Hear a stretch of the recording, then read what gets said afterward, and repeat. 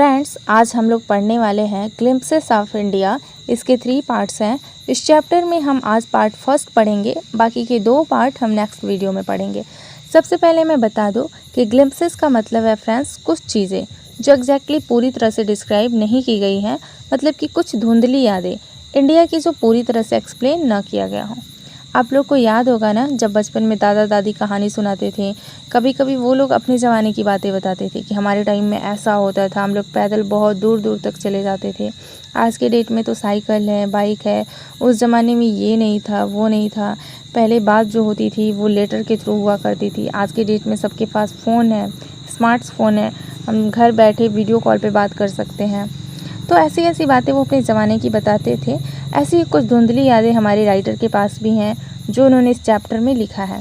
Glimpses of India का first part a baker from Goa है, जिसे राइट किया है लूसियो रॉड्रिग्स ने। उनकी कुछ धुंधली यादें हैं बेकर को लेके।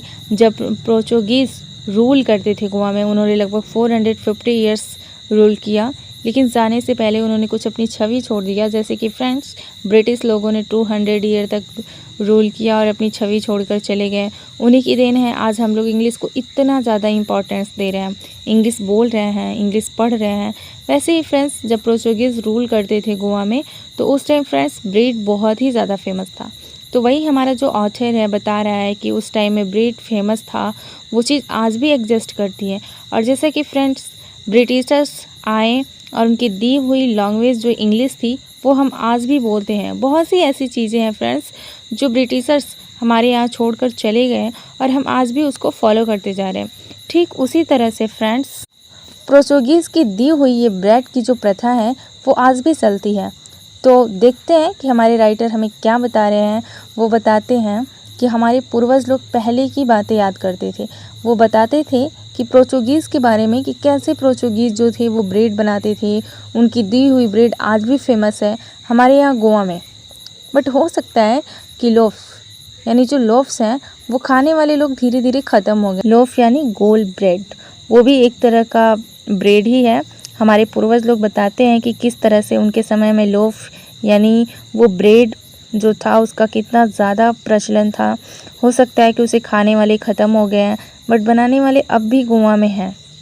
आज भी गोवा में भट्टी जलती है, ब्रेड बनते हैं। वो बताते हैं कि किस तरह वो बेकर आता था अपना ब्रेड बेचने, तो बचपन में हम लोग बांस की झुनझुनी आवाज़ सुनकर उठ जाते थे। मतलब कि आपने बहुत पहले देखा होगा ना कि पहले गांव की गलियों में चना बेचने वाला आता था। उसके सर पे एक टोकरी होती थी और वो एक हाथ से टोकरी पकड़े रहता था और दूसरे हाथ से लकड़ी की स्टैंड की तरह होता था, उसे वो लेकर चलता था, जिससे जैसे ही कोई ख़रीदने आता वो लकड़ी को स्टैंड करके उस पर अपना जो बास्केट था सर से उतार कर रखता था और चना दे देता था। उसी प्रकार ये बेकर वाला आता था जिसके सर पे टोकरी होती थी। एक हाथ से वो टोकरी पकड़ता था और दूसरे हाथ में उसके बांस होता था, बम्बो स्टिक, जिसे वो ज़मीन पे चलते चलते पीटता था। वो जब ग्राउंड पे पीटता था तो एक तरह की वॉइस आती थी। सो ये जो बेकर था उसकी बम्बो स्टिक की आवाज़ को सुनकर सारे बच्चे जग जाते थे। एंड वो बिल्कुल भी ध्यान नहीं रखते थे, बिल्कुल भी नहीं सोचते थे कि हमें ब्रश भी करना है या नहाना धोना है, उसके बाद ही हम कुछ खाएंगे। वो इन सब चीज़ों की परवाह किए बिना भागते थे जब वो उठते थे, बिकॉज उन्हें बेकर ब्रेड बैंगल्स देते थे। अब ये ब्रेड बैंगल्स क्या होती थी? अब ये जो ब्रेड बैंगल्स है यह एक तरह की डिश है that belongs to Goa only, but अब तो हर जगह पे मिलती हैं।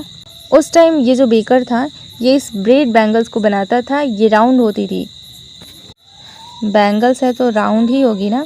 ये बच्चों को बहुत ज़्यादा टेस्टी लगती थी, बिकॉज एक तो देवर स्वीट और देखने में भी बहुत ज़्यादा बच्चों को एक्साइट करती थी, अट्रैक्ट करती थी। यही बात लूसियो रॉड्रिग्स इस बारे में बताते हैं कि कैसे जब मेरा बचपन था मुझे उसमें से इन सारी चीज़ों के बारे में याद है। बिकॉज़ कुछ कुछ चीज़ें ऐसी होती हैं जो हमेशा के लिए हमारे मेमोरीज़ में बस जाती हैं। जैसे हमारे बचपन में ऑरेंज कैंडी होती थी, हम अब जब बड़े हो गए तो वो कहीं कहीं मिलती हो शायद, बट उस टाइम के लोग जब इकट्ठे होते हैं तो मिस करते हैं। उसी तरह ये जो ऑथर है वो याद कर रहे हैं कि किस तरह से वो सारे खुश हो जाते थे, वो जो बेकर था आता था। सो फ्रेंड्स, आपको भी याद होगा कि कुछ प्रोफेशंस ऐसे होते हैं या कुछ फैमिली मेम्बर्स के फैमिली बिजनेस ऐसे होते हैं जो जनरेशन टू जनरेशन रन करते हैं, यानी कि पीढ़ी दर पीढ़ी चलती रहती है। जैसे स्वीट शॉप को ले लीजिए, जैसे स्वीट शॉप है, कोई उसका जो ऑनर है, हो सकता है उसके पहले उनके फादर इस शॉप के ऑनर रह चुके हों।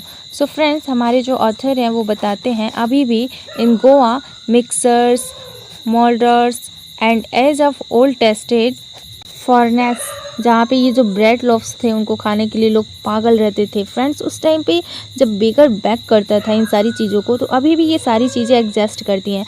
ऐसा नहीं है ये नहीं करती हैं, ऑल्दो अब उनके फादर नहीं हैं या जो भी पहले बेकर होते थे वो अब नहीं हैं, लेकिन उनके जो बच्चे हैं वो स्टिल इस काम को आगे कर रहे हैं। फ्रेंड्स, वो यही बताते हैं कि कैसे जनरेशन टू जनरेशन एक चेंज होता है, लेकिन कुछ चीज़ें होती हैं, कुछ रिचुअल्स ऐसे होते हैं, कुछ प्रैक्टिसेस, कुछ बिजनेस ऐसे होते हैं जो कोई चाहे तो जनरेशन टू जनरेशन रन यानी कि चल सकता है।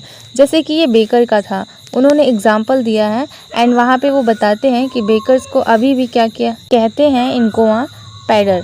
फ्रेंड्स, हमारी ये ऑथर बताते हैं कि जो म्यूजिकल एंट्री होती थी एक तरह की, वो जो बम्बो स्टिक था बेकर की, जिसे घर घर जाकर वो ब्रेड लोफ को सेल करता था, वो जैसे ही हमारे घर पे आता था सबसे पहले जो घर की लेडी थी उसे वो ग्रीट करता था, उसे गुड मॉर्निंग कह के, फिर वो अपने सामान रखता था जो उसकी वो बास्केट थी उसके सर पे, उसे उतार कर उसे वो साइड में रखता था एंड हम बच्चे भाग कर आते थे इधर उधर से ब्रेड बैंगल्स लेने के लिए। सो बड़ों के लिए यहाँ पे ब्रेड लोफ थे और बच्चों के लिए ब्रेड बैंगल्स थी, जिसे हम भाग कर आते थे।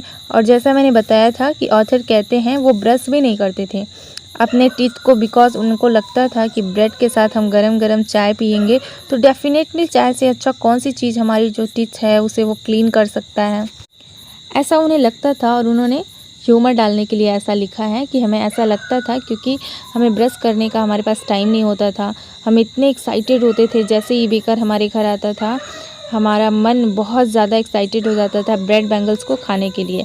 एंड देन वो कहते हैं कि वो इतने एक्साइटेड होते थे, उनके पास इतना टाइम भी नहीं होता था, वो सोचते थे अरे कौन जाएगा मैंगो लीफ तोड़ने और टूथ ब्रश करने। उस टाइम मतलब अभी भी आप कई जगह पे विलेजेस में जाके देखेंगे कि दांतों को दांत साफ़ करने के लिए यूज़ करते हैं। सो फ्रेंड्स, यहाँ पे पुराने टाइम की बातें हो रही हैं, यहाँ पे बिल्कुल नए टाइम की बात नहीं हो रही है। तभी ये जो पूरा इंसिडेंट है उन्होंने लिखा है, बिकॉज ये जो बेकर के बारे में उन्होंने लिखा है, इन सारी लोगों को अब इतनी इम्पोर्टेंस नहीं मिलती जितनी इनको पहले मिला करती थी। तो friends, the glimpses of India का पार्ट फर्स्ट यहीं पे द एंड हो जाता है। इस चैप्टर में ऑथर ने कोई स्टोरी न लिखकर अपनी बचपन की यादों को लर्नर्स के साथ शेयर किया है।